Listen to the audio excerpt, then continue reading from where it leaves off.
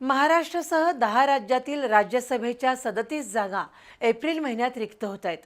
त्यामुळे केंद्रीय निवडणूक आयोगानं या 37 जागांसाठीच्या निवडणुकीचा कार्यक्रम जाहीर केलाय। त्यामध्ये 16 मार्चला मतदान आणि त्याच दिवशी मतमोजणी होणार आहे। खासदार शरद पवार, रामदास आठवले यांच्यासह अनेक मान्यवरांचं भवितव्य या निवडणुकीत ठरणार आहे।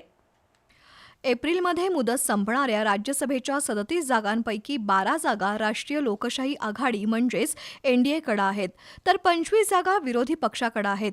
त्यामध्ये महाराष्ट्रातील 7 जागा रिक्त होत आहेत। खासदार शरद पवार, रामदास आठवले, प्रियांका चतुर्वेदी, फौजिया खान, रजनी पाटील, धैर्यशील पाटील, भागवत कराड या सदस्यांची राज्यसभेची मुदत संपत आहे। सर्व 37 सदस्यांच्या रिक्त जागांसाठी 16 मार्च रोजी मतदान होईल, तर त्याच दिवशी मतमोजणी होईल।